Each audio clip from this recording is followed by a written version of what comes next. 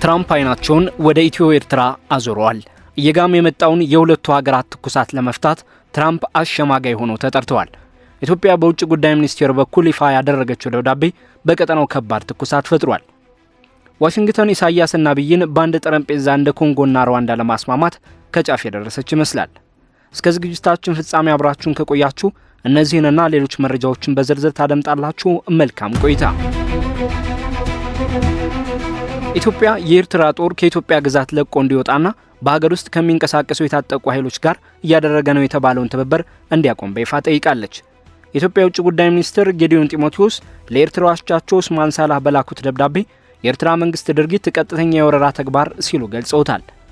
ደብዳቤው በሰሜን ምስራቅ ድንበር በኩል የተፈጸሙ ጥሰቶችንና በሰሜን ምዕራብ ዘርፍ ከአመጽ ቡድኖች ጋር የተደረጉ የጋራ ወታደራዊ እንቅስቃሴዎችን በማስረጃነት ጠቅሷል።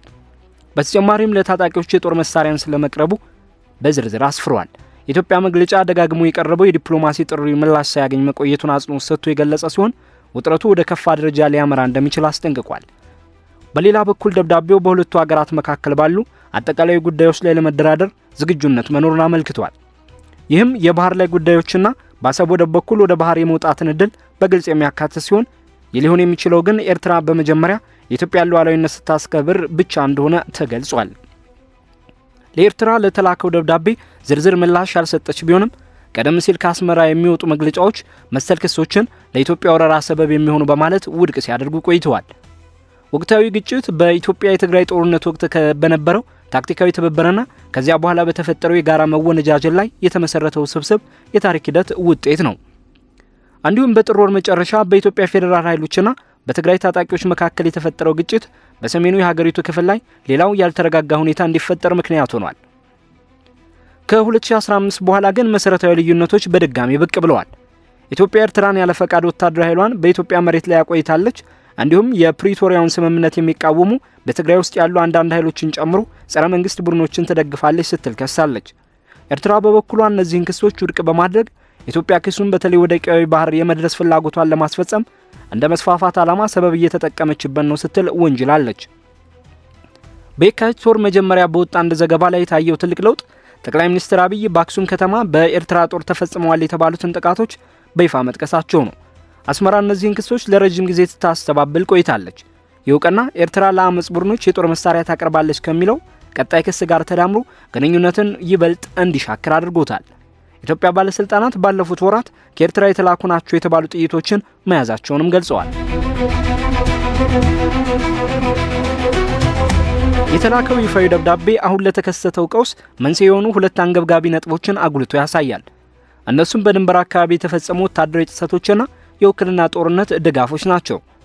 ኢትዮጵያ የኤርትራ ጦር በሰሜን ምስራቅ የድንበር ቀጠናዎች ውስጥ ዘልቆ መግባቱንና በሰሜን ምዕራብ በኩል ደግሞ ከታጠቁ ኃይሎች ጋር በመቀናጀት ወታደራዊ እንቅስቃሴ እያደረገ መሆኑን በጽኑ ትከሳለች። እነዚህ ክሶች የቀረቡት በትግራይ ኃይሎችና በአማራ ክልል ኃይሎች እንዲሁም በፌዴራል ባለስልጣናት መካከል ይገባኛል በሚነሳባቸው አወዛጋቢ አካባቢዎች ውስጥ የትግራይ ኃይሎች ግስጋሴ እያደረጉ ነው ተብሎ በሚዘገብበት ወቅት ላይ ነው። የፖለቲካ ተንታኞች እንደሚሉት ከሆነ ቀደም ሲል የነበረው ኃይል አስተላለፍ መለወጡ ለውጥረቱ መባባስ ትልቅ አስተዋጽኦ አድርጓል። በአንድ ወቅት ህወሓትን ለመውጋት ከኢትዮጵያ መንግስት ጋር ተባብራ የነበረችው አስመራ አሁን ግን ፊቷን አዙራ በትግራይ ክልል ውስጥ የፌዴራል መንግስቱን የሚቃወሙ የተገነጠሉ ቡድኖችን እየደገፈች መሆኗ ይነገራል።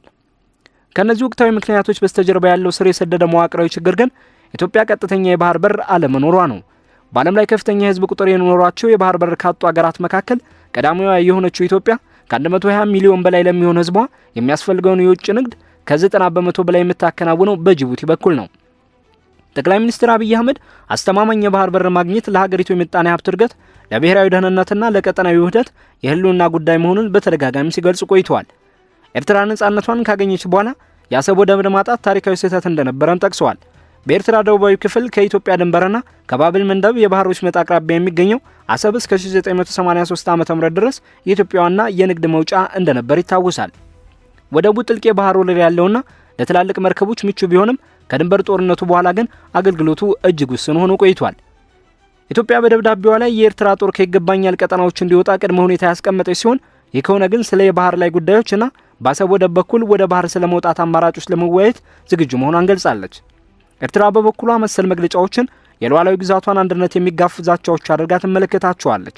አስመራ በድንበር ደህንነትና በወደብ አጠቃቀም መካከል ያለውን ማንኛውንም ግንኙነት ውድቅ የምታደርግ ሲሆን የኢትዮጵያ ንግግርም ኃይልን ለመጠቀም እንደታለመ ቅድመ ዝግጅት ተቆጥሯለች።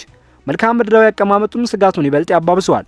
አሰብ ከኢትዮጵያ ድንበር በግምት 75 ኪሎ ሜትር ርቀት ላይ ብቻ የምትገኝ በመሆኗ ወደቡን መቆጣጠር ለኢትዮጵያ ቀጥተኛ የቀይ ባህር መውጫ ከመስጠቱም በላይ ዓለም አቀፍ የንግድ መርከቦች በሚያልፉበት ወሳኝ መስመር ላይ ተሰሚነትን ይፈጥርላታል።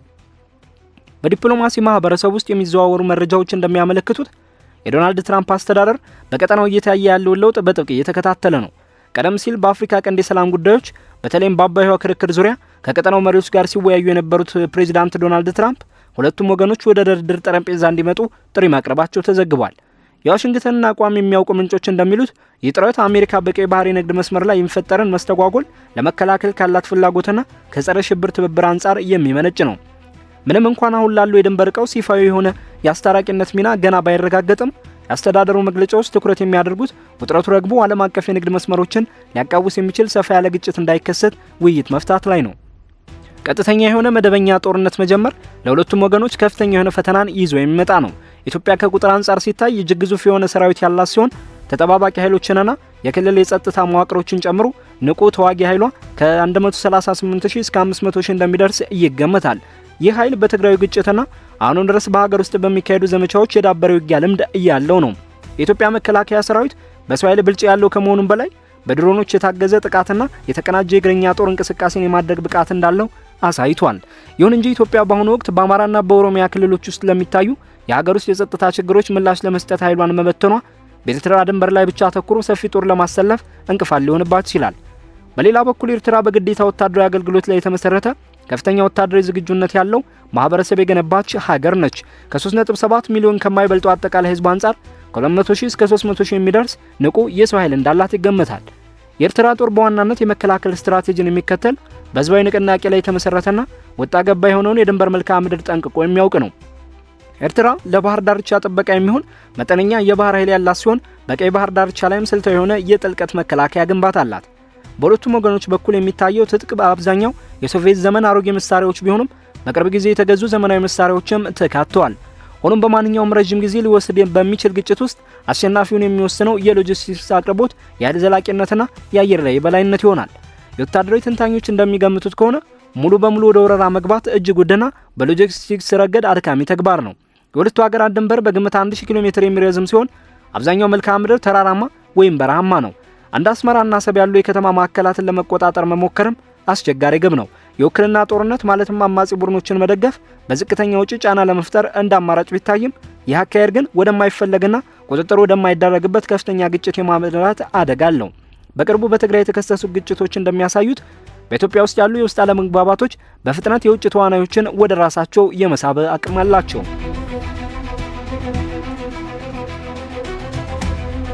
በኢትዮጵያና በኤርትራ መካከል እንደ አዲስ የሚያገረሽ ግጭት ቀድሞውንም ቢሆን እጅግ ተሰባሪና አሳሳቢ በሆነው የቀጠናው ሰብአዊ ሁኔታ ላይ እጅግ የከፋና የማይጠገን መዘዝ ያስከትላል። በቅርቡ ተጠናቆ የነበረው የሰሜኑ የትግራይ ጦርነት በሚሊዮኖች የሚቆጠሩ ዜጎችን ከቀያቸው ያፈናቀለ፣ መሰረተ ልማቶችን ያወደመ እንዲሁም ለከፋ ረሃብና ለበርካታ ሰቆቃ የሞላባቸው ጥቃቶች መንስኤ ሆኖ ማለፉ ይታወሳል። በአሁኑ ወቅት ሰሜናዊ ኢትዮጵያ ክፍሎችና ኤርትራ ከጦርነቱ ጠባሳ ለማገገም ጥረት እያደረጉ ቢሆንም ለአደጋው ተጋላጭ ለሆኑ ወገኖች የሚደርሰው ዓለም አቀፍ እርዳታ ግን እጅግ ውስን ነው። በዚህ ሁኔታ ላይ አዲስ የውጊያ ዙር የሚከፈት ከሆነ አዲስ የስደተኞች ፍሰት ወደ ጎረቤት ሀገራት ወደ ሱዳንና ጅቡቲ እንዲያመራ ማድረጉ የማይቀር ነው። ይህም የቀጠናውን ውስን ሀብት ከማሟጣጡም በላይ የንግድ መስመሮችን በማስተጓጎል ረገድ ከፍተኛ ጫና ይፈጥራል። ቀድሞውንም በኢኮኖሚ ቀውስ ውስጥ ለሚገኙት ለነዚህ ሀገራት ተጨማሪ የሰው ኃይልና የደህንነት ጫና መሸከም የማይቻል ፈተና ሊሆንባቸው ይችላል። የአፍሪካ ቀንድ ስልታዊ መልክዓ ምድራዊ አቀማመጥ በቀጠናው የሚከሰቱ ግጭቶች ዓለም አቀፋዊ ስጋቶችን እንዲያጎሉ ያደርጋል። የባብል መንደብ የባህር ወሽመጥ ከፍተኛ መጠን ያለው የዓለም የንግድ መርከቦች የሚንቀሳቀሱበት መስመር ሲሆን በአሁኑ ወቅት በቀይ ባህር ላይ በሁቲ አማጽያን በሚሰነዘሩ ጥቃቶች ምክንያት ቀድሞውንም ከፍተኛ ስጋት ወድቆበታል። በዚህ ቀጠና የሚፈጠር አለመረጋጋት በዓለም አቀፍ የነዳጅና የኃይል ገበያ ላይ ወደ አውሮፓ በሚያመሩ ስደተኞች መስመር ላይ እንዲሁም በሶማሊያ እንደሚንቀሳቀሱ አልሸባብ ባሉ የሽብር ቡድኖች ላይ የሚደረገውን የጸረ ሽብር ዘመቻ ክፉኛ ያዳክመዋል። እንደ ጅቡቲ፣ ሱዳንና ሶማሊያ ያሉ ጎረቤት ሀገራት እንዲሁም በቀጠናው ወታደራዊ ካምፕና የኢኮኖሚ ፍላጎት ያላቸው የባህረ ሰላጤው ሀያላን ሀገራት የዚህ ግጭት ውጤት በቀጥታ ያሳስባቸዋል። ቀደም ሲል የተመዘገቡ የሽምግልና ስኬቶች ለምሳሌ በ2010 በተባበሩት አረብ ኤሚሬትስና በሳውዲ አረቢያ አስተባባሪነት የተደረገውና በሁለቱ ሀገራት መካከል የነበረውን የቆየ ጠላትነት የፈታው ግንኙነትን የማደስ ሂደት የሶስተኛው ወገን ጣልቃ ገብነት ያለውን አዎንታዊ ሚና ያሳያል። የአፍሪካ ህብረትና የምስራቅ አፍሪካ የልማት በየነ መንግስታት የፕሪቶሪያውን የሰላም ስምምነት በመከታተልና ውይይቶችን በማመቻቸት ረገድ የራሳቸው ድርሻ አላቸው። ይሁን እንጂ በሁለቱ ሀገራት መካከል ያለው የጠለቀ አለመተማመንና የሀገር ውስጥ ፖለቲካዊ ጫናዎች የውጭ አካላትን ጥረት ውስብስብ ያደርጉታል። ኢትዮጵያ በላከችው ይፋዊ ደብዳቤ የኤርትራ ጦር ከይገባኛል ቀጠናዎች ከወጣና ለአማጽያን የሚሰጠው ድጋፍ ካበቃ ሁሉን አቀፍ ድርድር ለማድረግ ዝግጁ መሆኗን ገልጻለች። የአካሄድ አፋጣኝ የሆኑ የጸጥታ ስጋቶችን ከረጅም ጊዜ የኢኮኖሚ ፍላጎቶች ጋር አቆራኝቶ የሚመለከት ነው። በሌላ በኩል ኤርትራ ለማንኛውም አይነት ንግግር እንደ ቅድመ ሁኔታ የምታስቀምጠው የሉዓላዊነቷ ሙሉ በሙሉ መከበርና በአልጀርስ የተሰጠውን የድንበር ውሳኔ ተፈጻሚነት ነው።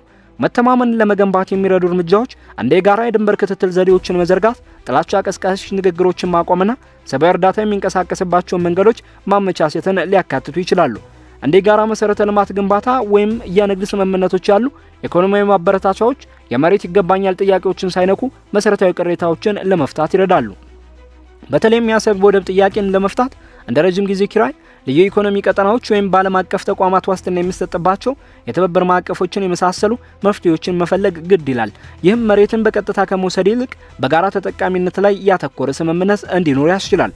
እስካሁን ባለው መረጃ መሰረት ሁኔታው አሁንም እጅግ ተለዋዋጭና አሳሳቢ ነው። የድንበር ላይ ውንጀላዎች፣ በትግራይ አካባቢ የሚከሰቱ ግጭቶችና የባህር በር አለመግባባቶች ተደራርበው ውጥረቱን ወደ ከፋ ደረጃ ሊያሸጋግሩት የሚችሉ በርካታ መንገዶችን ፈጥረዋል። በዋሽንግተን ወይም በቀጠናው ሀገራት ዋና ከተሞች ሊደረጉ የሚችሉ የከፍተኛ አመራሮች ግንኙነቶችና የዲፕሎማሲ መስመሮች በሚቀጥሉት ሳምንታት ውስጥ ትልቅ ፈተና ይጠብቃቸዋል። ሁለቱም መንግስታት የሀገር ውስጥ የግዴታ ሁኔታዎች ተጋርጠውባቸዋል።